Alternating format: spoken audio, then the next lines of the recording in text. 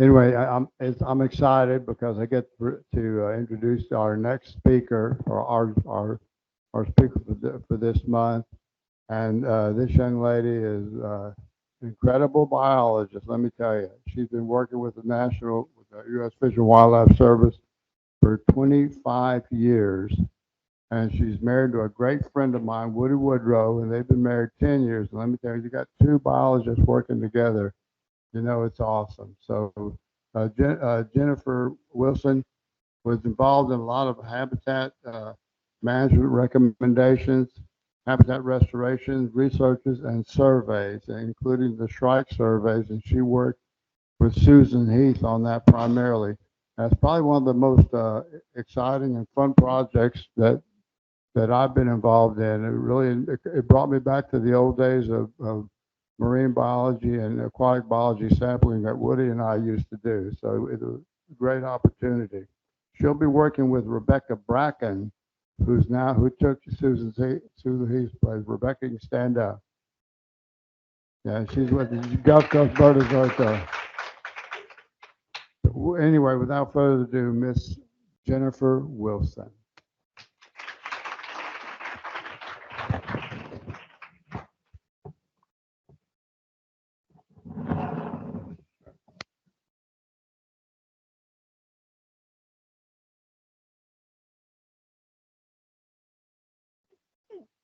We can ask anytime. Can some, repeat it for the folks on online? Okay, yeah, and can you help me watch for people who are, yeah, if Nancy is on this one. Thank you. Oh, oh, sorry. All right, can everyone hear me? In the back, is it clear and loud? Okay, great. Hey, thanks a lot for having me come and speak with you tonight. I'll tell you. Okay, okay.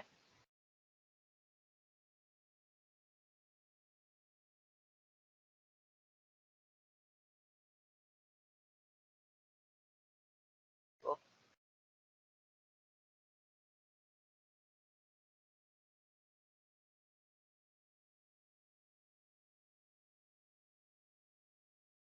All right. Now, should I aim it back that way?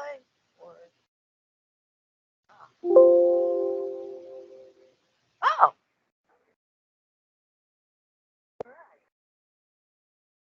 okay. Yeah. So thanks a lot for having me here tonight. So I was asked to come and give an update on the Loggerhead Shrike project. And this is a project that was started. It was Susan Heath's idea to do this project. She kind of conceptualized it. The idea of asking the questions that we did, and also collaborating with volunteers the way that we did. So she invited me to work on this project with her. I've enjoyed it greatly, and we've enjoyed working with the master naturalists on it. Um, we're not quite done with processing data and analyzing data yet. So what we'd like to do is come and give you an update tonight on where we're at, and then if you have room for a final update next year, then come back and do that as well.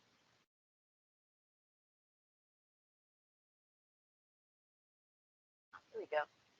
So who here has, is there anyone here that has not seen one of GCPO's presentations on the Loggerhead Shrike project? Can you raise your hand? Okay, good, thank you. So,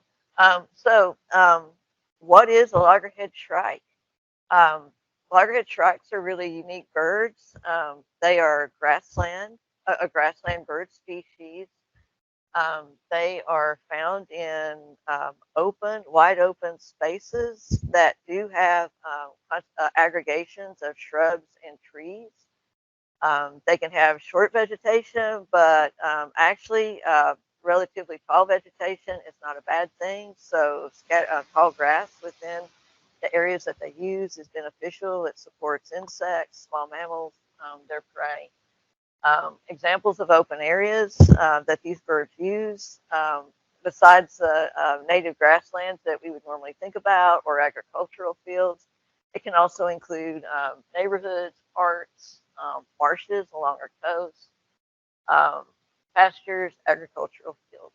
So these are they're classified as songbirds. They're passerines, but they're unique amongst songbirds in that they have the see if I can, yeah, they have the bill of a raptor while they still have a songbird's feet, um, and they have a unique diet.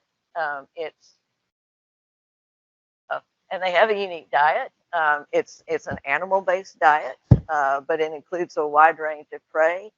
These birds have a sit and wait feeding style. They have to wait and feed opportunistically when prey is available. They can see it and go grab it. So examples of animals that are included in their diet: insects, amphibians, reptiles, small mammals, and birds.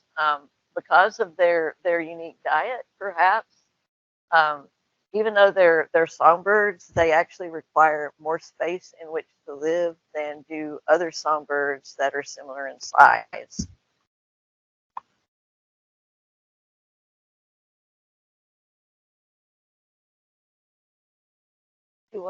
Can you do the next slide?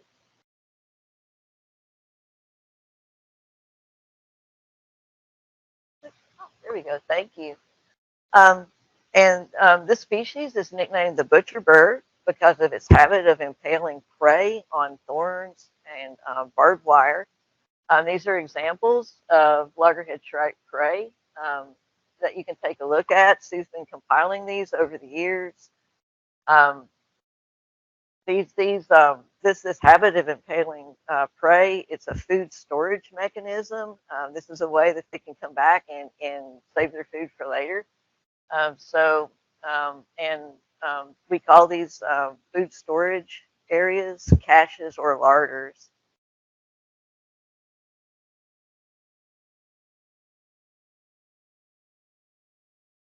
Yes, it's surprising, and sometimes you'll see them impaled at every now and then you can see one impaled at Quintana.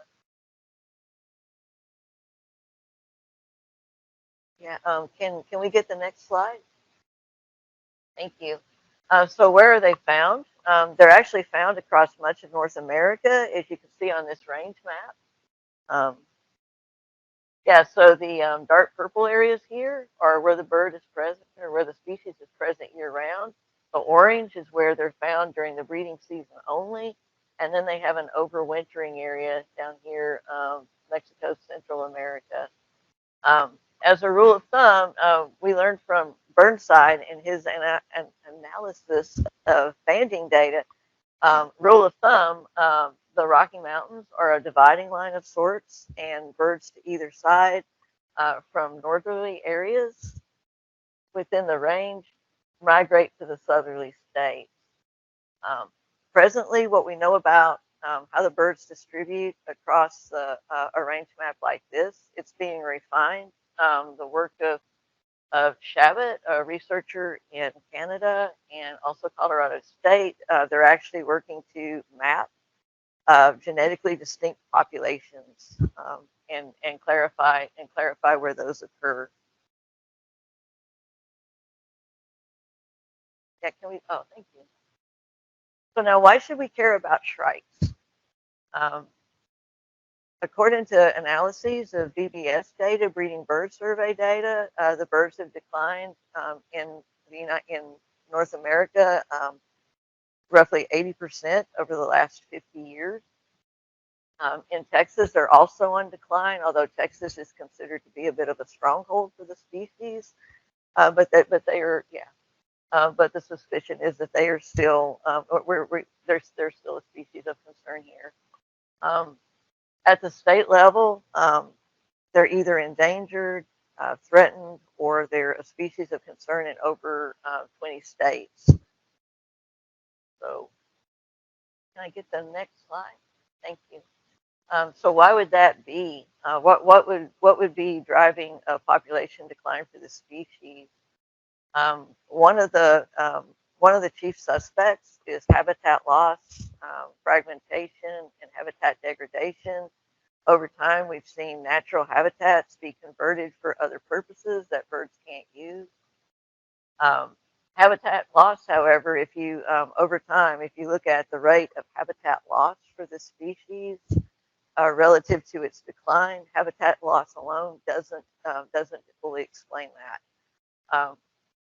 Another suspected agent for the decline is use of pesticides, and pesticides can affect a species like this indirectly through the reduction of insect prey, but it can also directly affect the birds. An example is there's a fire ant killer called Murex, and the active ingredient has been shown to bioaccumulate in birds. Um, but the thinking is pesticide use, yes, it does impact birds. But those two things together are still not considered to be quite enough to explain, the total explanation for why the birds are on the decline. So, that sparked some questions about loggerhead shrikes here in Texas. During the winter season, and we consider that to go from November to February. We have both overwintering and overwintering migratory birds, and we also have resident birds that are here year round. One question is, and it's kind of important, is where do Texas migratory shrikes come from? That's important because if we're hosting migratory birds from another region further north of us, then what happens on our end of that life cycle, or what happens on our end of the overwintering range, could influence breeding populations in another area that's not even associated with ours. Another question that we have is, how do resident shrikes use habitat, and how do these overwintering migratory shrikes use habitat? Are the features the same? Do they share the same? Do they need the same amount of space? So a couple of suggested answers to those questions have been proposed. One explanation is that if resident and migratory shrikes are using the same general area, like say the upper Texas coast, then it makes sense that because resident shrikes are here year round, they would have the home court advantage. Migratory shrikes have to leave. These resident shrikes know the terrain better, and they would have a competitive advantage. Another idea is that maybe resident and migratory shrikes don't differ. I mean, maybe they differ so much in their use of habitat that they don't really compete that much. Maybe they segregate somehow, and we really don't know the answer.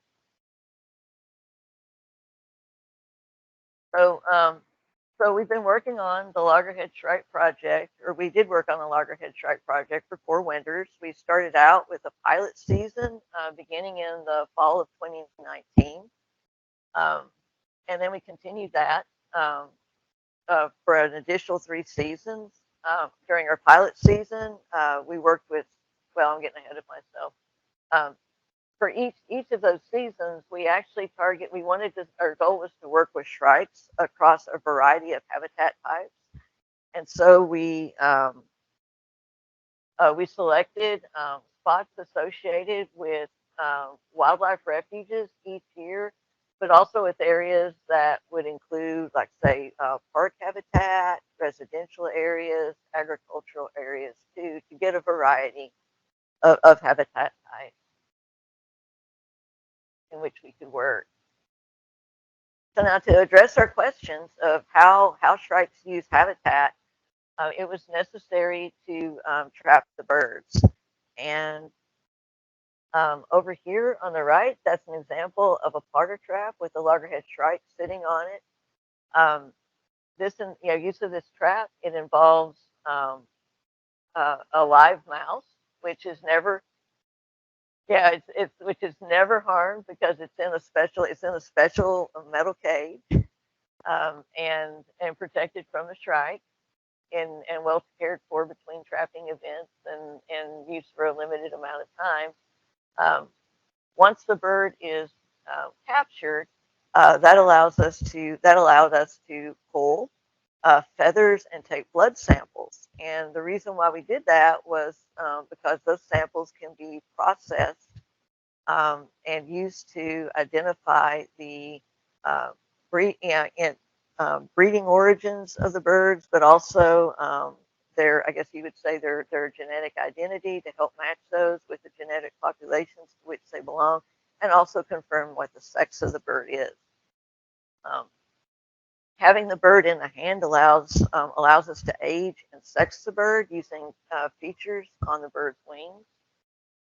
We can also put color bands and transmitters on the birds. The color bands help us to identify distinct individuals because those color bands are put on to give a unique identity to every bird, unique color combinations.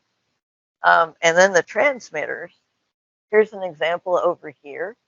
Um, that allows us to locate them on the ground in physical space and track them.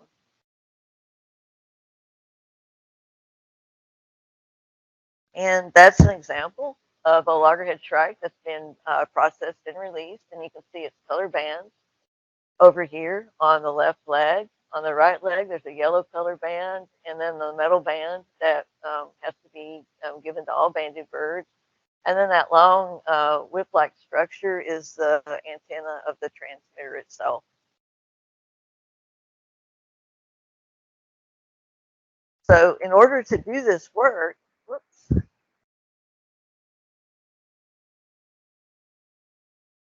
oops, a little heavy on that finger. There we go. Yeah. Okay. All right. I think I accidentally skipped the slide, but we're back on track now. So in order to do that work, in order to figure out um, and track these birds in physical space, we used traditional, somewhat traditional radio telemetry methods or techniques and equipment. Nowadays, there's advances in radio telemetry that allow even the use of satellite. You can put transmitter tags now on birds that will track them throughout time, collect data, transmit it over satellite to your computer. But those are really large. Those still have to be very large transmitters, and to track a bird this size over time for a long length of time, we still have to use relatively small transmitters to try to get a season's worth of data. So we use manual tracking, and that involves um, a radio um, telemetry receiver set like this. That bag has a telemetry receiver there. It's used to receive radio signals through a cable connected to that antenna. And the observers will they'll use headphones. Is there anybody here that has not done radio or isn't familiar with handheld radio telemetry? Can I get a hand? Can you raise your hand? So I won't go into that into detail. Oh, okay. Thank you. So, okay, cool. Thank you. So, if we're in the field and we're taking radio telemetry data, what we'll do is, or we're tracking birds, what we'll do, we'll turn on our receiver unit, um, and then we'll use this antenna to detect the signal of radio tagged birds. And we'll just carefully take that antenna and we'll scan the environment wearing our headphones. If the antenna detects a bird or a transmitter, typically what you'll get is you'll get a coded signal, and then you'll know, and then that's a detection of your target species. When that happens, we'll take a bearing with a compass, and we'll also record our position. And I'm getting a little bit ahead of myself here again. Yeah, so this was a huge volunteer effort. We had to have a lot of help on this, and the master naturalists were willing to work on this. We're grateful for that. The way we did this project was that master naturalists went out in teams of 2 to 4 people, and we set telemetry monitoring sessions up in shifts. So we had an AM tracking period and a PM tracking period every day. And the reason why we did that was to avoid autocorrelation. And so let's say if you went out and if we went out and we found a bird at 9:30 and then we found the bird again at 10 o'clock, where it was at 9:30 might influence where it was at 10 o'clock. So you want a degree of separation between your detections of the birds. And so we broke it up into twice a day detection periods, and try to have that really have a very good separation of time between the locations of each bird. And so again, yeah. So again, tracking was done. This is a better shot of the telemetry antenna used to detect radio signals. This person is wearing the receiver unit. Thank you. Ah, thank you. And it's very heavy. Yes. Yes. So yeah. So now she's wearing that receiver unit and listening for a signal. Um, Normally, what we would do is when we would go out and search, we would use equipment like this if we couldn't see the bird by direct sight. If we could see the bird by direct sight, um, and if we were fortunate enough to be able to walk to where that bird was, we would just walk out and collect a location point with a GPS receiver. Um, if we couldn't see the bird, or if the bird was in at a distance and in a location where we couldn't walk up with walk up and get its location and its coordinates with the GPS, then we had to do a triangulation. And we'll go and I'll show you an example of that in just a second. During our tracking events, all the observers, they had survey forms to fill out, and they were also, besides getting the location of the bird, the date, the time, they were also taking, yes, yes, and they were taking notes on other things as well, like characteristics of the habitat. We have, and because of that, we're able to look at telemetry points or location points that we have and characterize whether or not they're old field, are they agricultural, was there a residential area nearby, and that's going to be helpful to us here in a little while. Yes, wind speeds, temperatures, that can help us understand if we didn't see the bird, why might that be? Are there time periods during which the bird isn't active?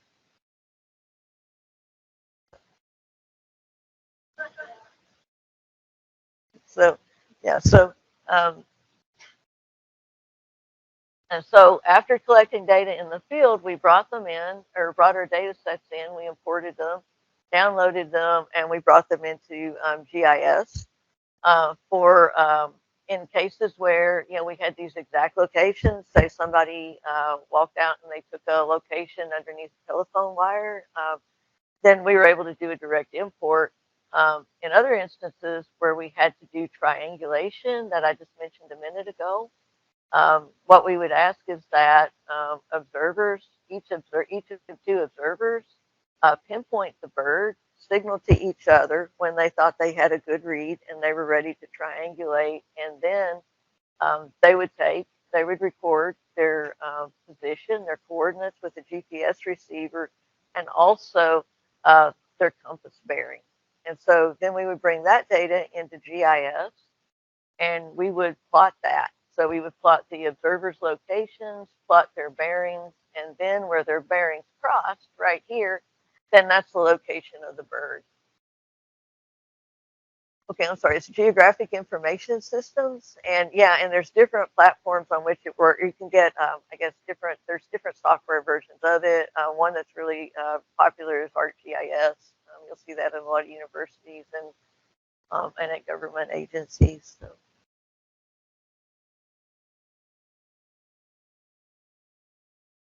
And so the result of that, after we process all the data for a given season, is we have a collection of location points like this that we can bring in a spatial format and map in this way.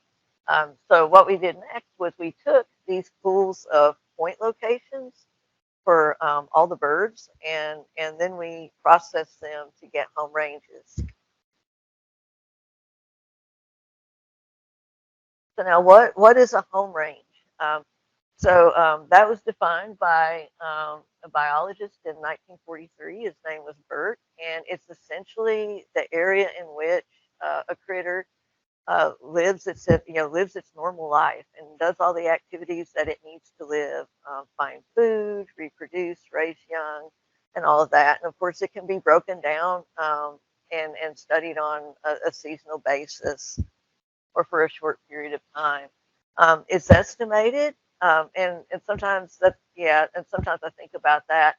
Um, all we can do for a home range is, I mean, we can give our best estimate. It's always possible that we're not going to detect behaviors that are present on the landscape, but there's practices that we can follow to give us an estimate that we can use. To do our estimates, and we use three techniques that are fairly popular. And to do our home range estimates, we did that in a program R. It's a programming environment that supports the development of packages. And so we used a radio telemetry. It's a home range package called Add a Habitat HR to do our home ranges. Okay, so here's an example of one of her first home range types that we've estimated for this project, and that's the 100% minimum convex polygon. So to get that, over here on the left, that's the point pool or the location pool for one of the loggerhead shrikes that was on the northern side of Brazoria Refuge during one of our field seasons, and all these little yellow dots are separate locations. So to do a 100% minimum convex polygon, what happens there is you essentially you trace around the outermost point, and you connect the dots, and that's it. You're done. So this is informative. It tells us something about the animal that we're studying. In this case, this loggerhead shrike. One of the criticisms that minimum convex or 100% minimum convex polygons will have had over time is that there's a whole lot of space with no locations within it. And when people want to use that to talk about the habitat that the animal uses, then that can, sometimes that can be something that concerns them. So, oops. Here we go. So I guess in response to that, here's our 100% minimum convex polygon again over here on the left. People began, biologists began using something else called a 95% minimum convex polygon. That's this white line here, and you can kind of guess how that's how that operates. Essentially, that white line is drawn around the 95% of the most closely clustered points, and it kind of omits the ones that are farthest away of the cluster. And that actually does delete some of that unused space, so spaces without locations. You can still see that there is still unused space within it. This is one of the most in the literature. This has become more popular or more widely used in recent years, but it still gets this technique or this method still gets the concern is still expressed. Well, there's still a lot of open space here. So, and then I should mention almost all the loggerhead shrike home range research that we've found in the literature, it uses one or the other of these methods, and that's because some of the research was done long ago. And what happens in home range studies is to be able to compare present results to past results is we still is that people still will generate these, and also the next type of home range that I'm about to show you. And again, those are not, yeah, and that's not a bad thing to do, because that allows you to compare your results with what other people have done in other areas. Or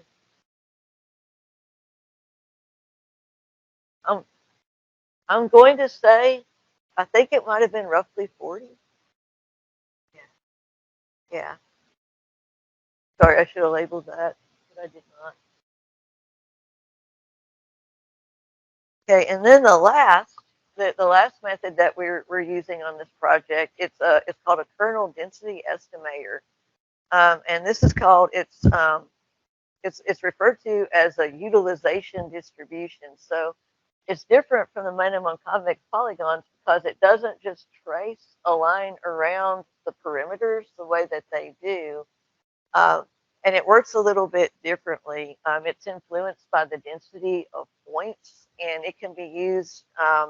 It can be used as a I guess as you can actually generate these in ranges. Like say that is as I can recall, that's a 95% kernel density estimator, and you would interpret that as saying that there is a 95% probability um, that this is the area that the Loggerhead Shrike in this project was using the area in purple. Um, so um, the way these the way these estimators work is um, they utilize something called a bandwidth, and um, well, let's see. Let me back up for a second. To get the polygons on the left, um, kernel density estimators involve the use of a kernel or a hole, but in my mind, I imagine it as something like a coffee cup, and you would turn it upside down and put it over each of those points.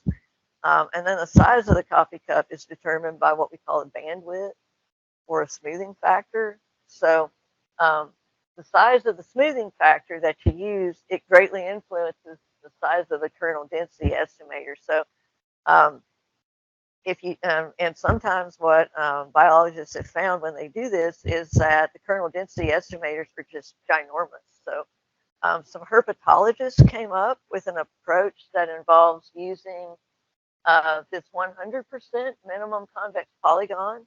You calculate the area of that, and then there's a standardized practice that you can use to generate that smoothing factor or that bandwidth that determines the size of the holes that you put over the point, and it's something that you can do consistently every time. So that's the approach that we're using here.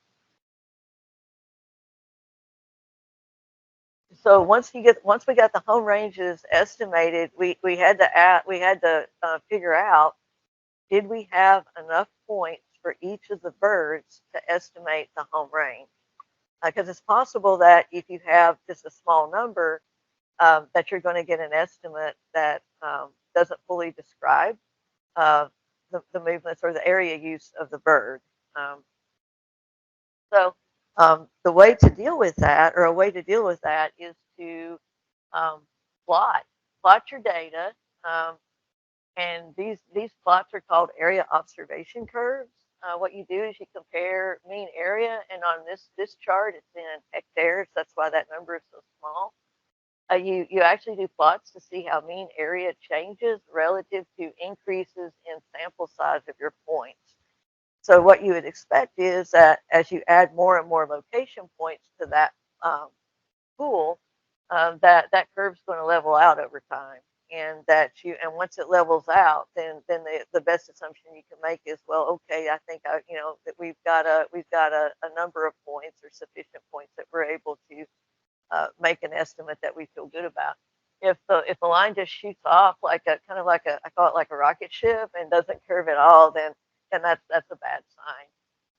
So to evaluate our points, we used a practice that involves doing random point draws. We did random point draws 10,000 times for each increment in sample size for the birds. Got a mean, and then we decided, and we had to look at that for every bird to see, see whether our curves leveled out or not. And we set, we had to figure out, how much leveling is actually enough. So based on what published research shows, 1 to 2% has been used. Um, a leveling effect where you see less than 1 to 2% change, and so we kind of set that as our threshold, and we plotted our data. So um, and doing that, that helped us identify which birds we felt we had enough points to move forward with. So ballpark, 20, I would say roughly 20 to 30 points was a good number for the birds in our study. And that was kind of interesting because in the publications that are out there that make recommendations, there's one school of thinking that says 15 is enough, another that says 30 is enough, and we fell in between largely.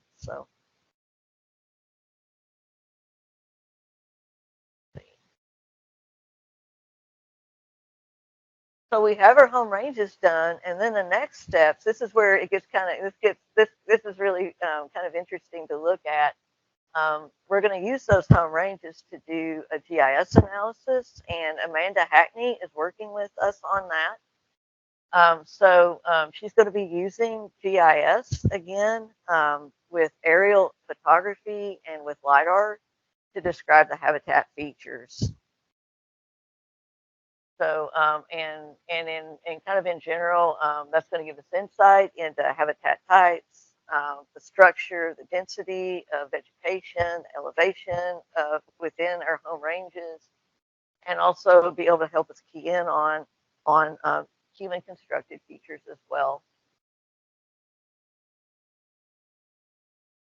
All right, so where the imagery is concerned, where she uses aerial photography, she's using a process that digitizes the images, and then it generates a grid of cells like this one, and based on the signature on the images themselves, her processing produces different colors that represent different types of signatures. So each of those cells gets assigned a number based on a unique number based on its color, and that helps her to um, classify groupings of cells um, based on the ground knowledge. And again, there might be times where the survey forms help us to ascertain, well, what did this site look like? What did our home range look like at the time the data was collected? And she'll be able to identify things like open grassland, suburban areas, shrub, um, residential areas, that type of thing. Now with LiDAR, that is going to be, that's a little bit, it's a different type of process. She's going to be able to get the heights of different objects across the landscape. And the way that works is an airplane or a drone will fly over using LiDAR equipment, and it pulses light down beneath it. That light will be bounced back off of various objects and measured by a receiver. The amount of time that it took for it to bounce back will be recorded, and then that will allow her to generate maps for coverages similar to this, where you can see that in this example, you can pick out forest trees, waterways. Here's a bridge, that type of thing. So it gives you a little bit more insight into the vertical structure that's present on the landscape.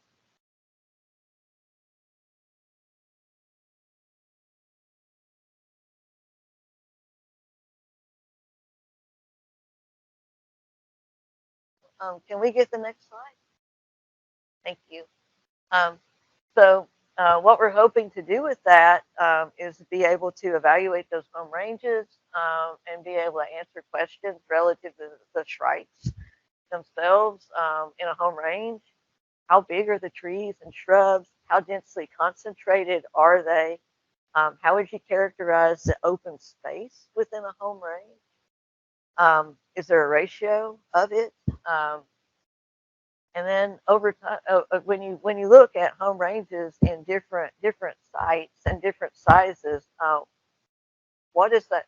How does the habitat within a given home range or within home ranges in our area change with home range size? Um, what's a large shrike home range like relative to a small one? What does it include? Um,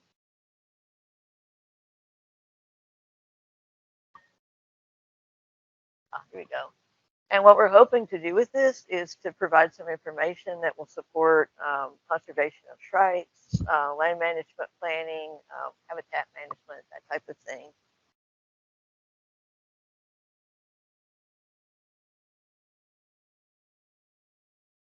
Here we go. Let's get into the little bit of early results. So over the course of the project, we were able to capture and track 34 loggerhead shrikes. Um, Here's a breakdown of age and sex based on banding and handling the birds. So we're going to call them out in terms of after hatch year birds and hatch year birds. Um, and these birds were banded November, December for the most part, so in the fall, and um, and not long after the most recent breeding season. So an after hatch year bird is a bird that was born prior to the most recent breeding season. And a hatch year bird is one that was born during the most recent breeding season. So we can think of these as relatively young birds, and these as older birds. Um, yeah, most of the birds were after hatch year adult males, 21 of the 34. Second to that, we had 9 after hatch year females, and then a small number of hatch year females and hatch year males. Yeah, and that's kind of interesting. It kind of raises a possibility. Is there a chance that these loggerhead shrikes, maybe the coastal areas, are areas that are used more heavily by after hatch year birds? It's a good question to ask.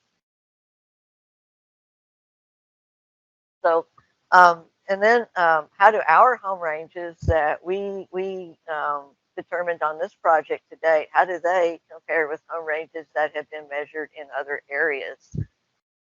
So now again, as we said before, most of the work done with loggerhead shrikes has been done using either those 100% minimum convex polygons or the 95% ones. So we'll cross-check those with what we have. Okay, and so our 100% minimum convex polygon, the mean was 35.3 acres. If you go down to a 95% minimum convex polygon for the shrikes, 21.6. And let's see, so here's how, and we can take a look and see how that compares with shrike home ranges for other areas. So now on the chart below, this is a compilation from literature. Some of this chart, a good bit of this chart, came from the work of Maddox in 2023. She just completed a study in, oh, awesome.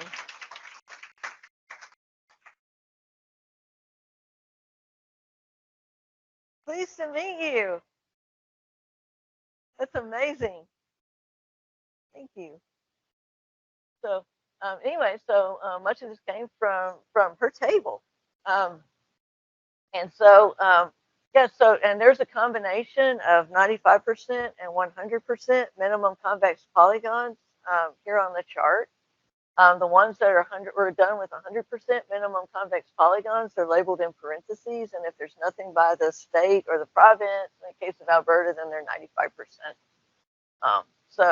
And this table includes a breakdown, winter or non-breeding birds versus breeding birds. You can see that in the states during the winter that have, like say in Kentucky, which is going to be, it's at a higher latitude than Texas. That estimated home range is really large. Arkansas, which is not quite as far north, is very close to what we had. Virginia, another northerly latitude, it exceeds ours. Again, these are means. There's no standard error or confidence interval here, but ballpark. South Carolina, those home ranges were relatively small, and that's very interesting. Florida, again, and that in South Carolina, the data included both breeding and non-breeding periods. The breeding season in Florida is very close to our winter home range size, although that's a 100% polygon. And yeah, Alberta breeding season very close to what we have here during the winter.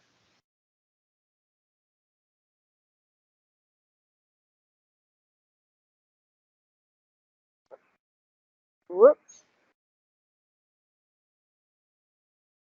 there it is. Going through the literature, there's some, I guess, some findings that are of interest relative to home ranges and home range size and what they can suggest about loggerhead shrikes.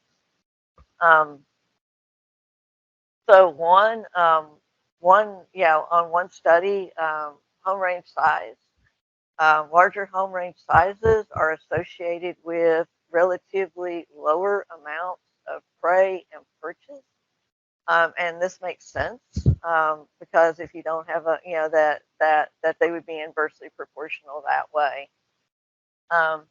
Strikes with smaller home ranges may have a better body condition, and they can produce. They have the potential to produce more offspring than shrikes in larger home ranges. Now, home ranges that are in areas associated with normally very harsh winters can have large home ranges. Oftentimes, winter home ranges are going to be larger than breeding home ranges, and maybe that makes sense too. Prey might be a little bit harder to find. You need more space. And then in at least one study, urban areas were found to support more shrikes and with smaller home ranges than agricultural fields. And that's very interesting. That suggests that, well, maybe those areas are able to support birds better than what might have been suspected. Also, the suggestions have been made, or the implications are made by existing research that small home ranges actually are associated or permit more densely populated areas. I mean, I guess I would say a higher concentration of loggerhead shrikes across the landscape. And that's interesting to think about too.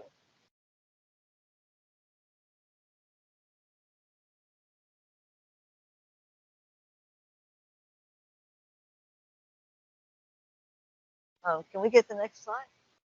Oh, thank you. Yeah. So, okay, next steps for us. So next week, Rebecca Bracken and Amanda Hackney and Sue and I are going to meet with researchers that are that have been processing blood samples. We'll get an update from them. That's going to give us insight into the genetics of the birds and where they come from, or where any migratory birds come from. And once we have that information together and combined with the home range polygons that we've generated, then Amanda can take those and begin working, or just continue working with her GIS analysis. This will be really interesting to see what she's able to find with that. So, quickly, we'd like to give say some thank yous. This project was supported during the pilot season by Texas Ornithological Society and the Arthur A. Siegelson Conservation Fund. The following 3 seasons after that were supported by ConocoPhillips and the National Fish and Wildlife Foundation. And then a huge thank you to all the observers on this project. It could not have been done without all the people that came out and worked on this project. Most of the volunteers on this, or most of the people on this list, are volunteers. And so over 40 volunteers participated in the project, and they gave over 2,400 hours of volunteer time. So thank you.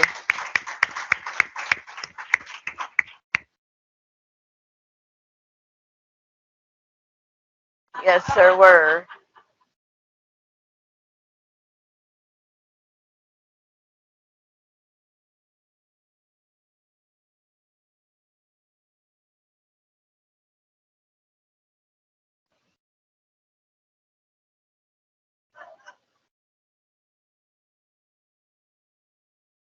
Jimmy?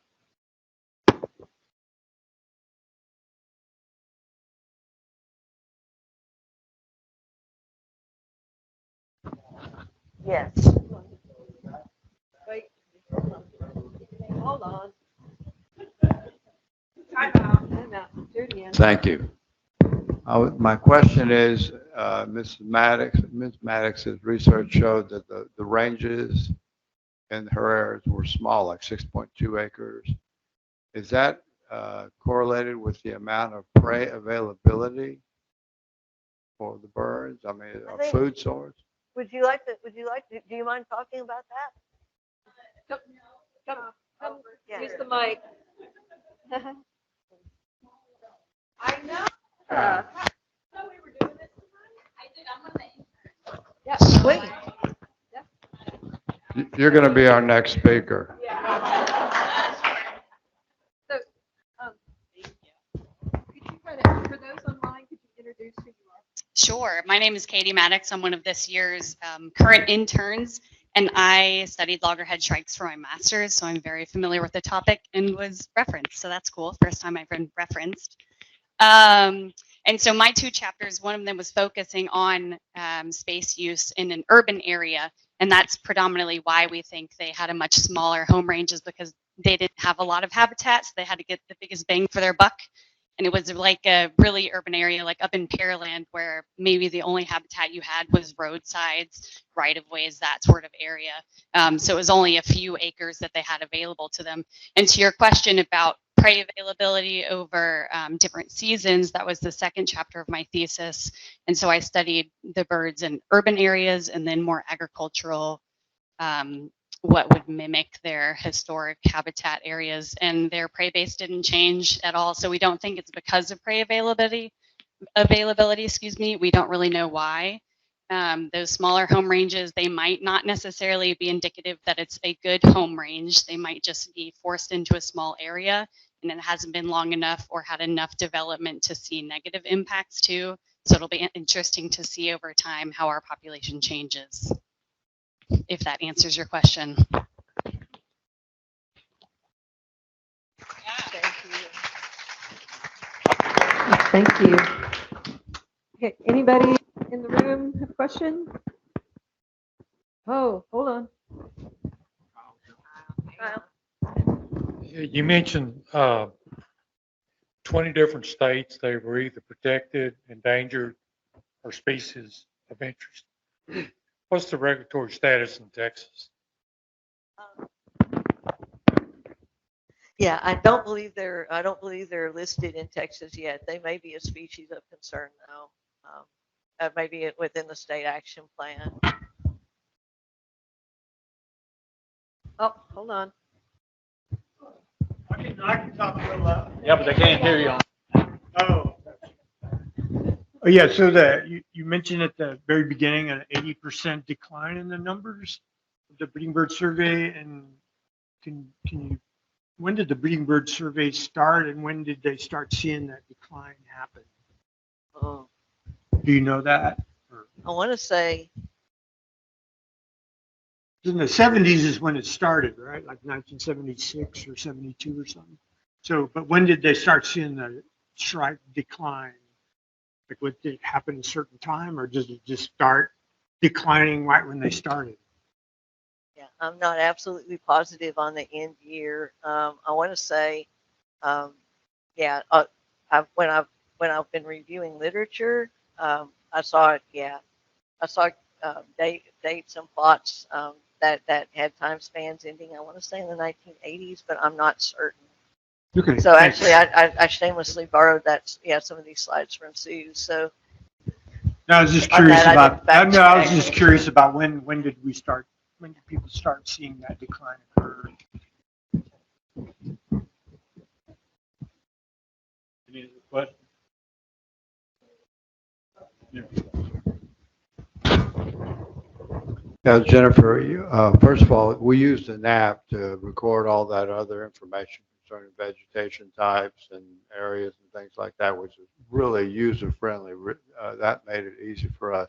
But one of the questions I've got is, my final question is, how did telephone pole wires and such factor in, or were they a factor? Because they were part of that app information that we had to plug in. And I'm just curious. Yeah, so we haven't summarized perch use yet. So I'm not able to, yeah, sorry, I'm not able to speak to that. Sorry. Yeah.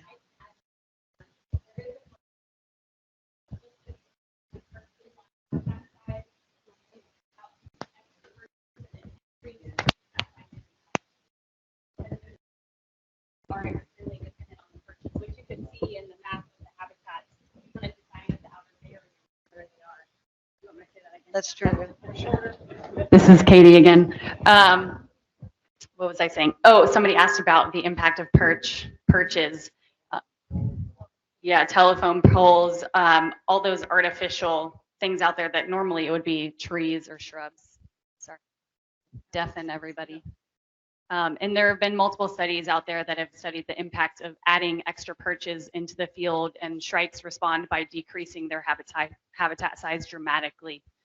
Same thing with prey. You asked about prey. There have been studies that have used insecticides to decrease prey abundance, and they did the inverse, so they increased their habitat size dramatically as well. So both of those things are other factors among a myriad of others.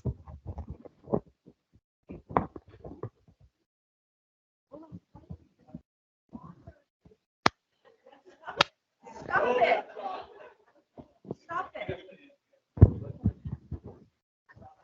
It just occurred to me as she was talking, if farmers are using insecticides and other things to reduce insects and pests in their fields, wouldn't that poison the shrikes if they ate those insects like the grasshoppers or whatever? Yeah, it's possible that some chemicals can bioaccumulate. Chemicals. Yeah, that they can accumulate and produce effects. I mean, if they've been shown to, I think there was that one fire ant killer that was shown to do that. But I can't speak across a wide. I don't think there's a huge amount of toxicity information out there for loggerhead shrikes yet. Just repeat what he says. Okay. Let's go.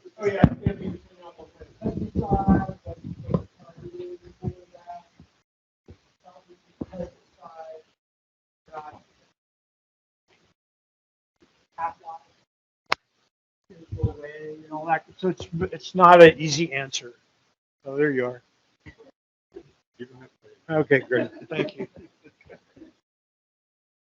Any other questions? Need the mic before this.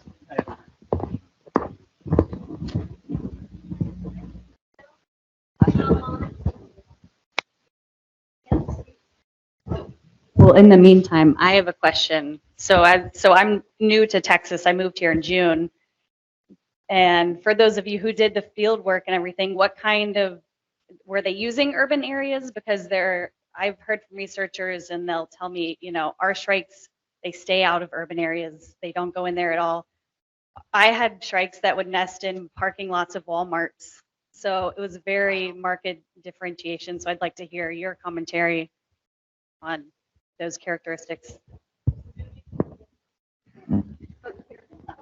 No question.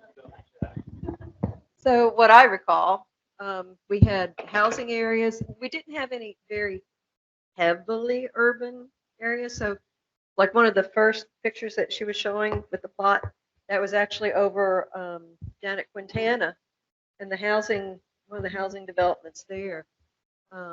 We did those. We did the RV village over in Demijohn. And then we had very, very remote areas that were agricultural, or I never went to San Bernard, but we had a mix, but nothing that was heavily urbanized.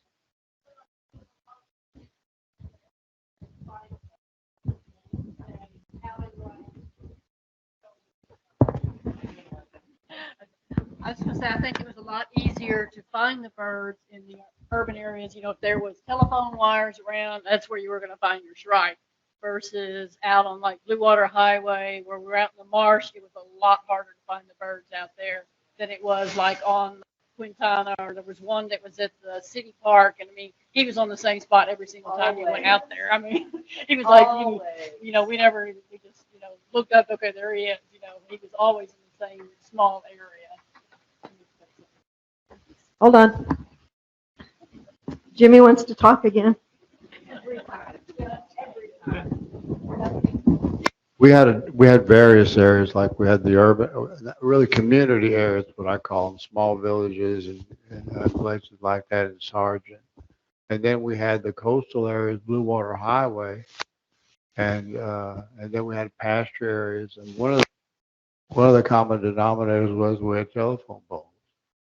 But we also had shrubs, and some had more poles than shrubs, and some had more shrubs than poles. But what we saw was just they would light on those poles, and sometimes we'd find them in the shrubs, the low-lying shrubs. We had to really look real hard for them or listen real hard for the signal. So it was kind of a variety of environments. That's it.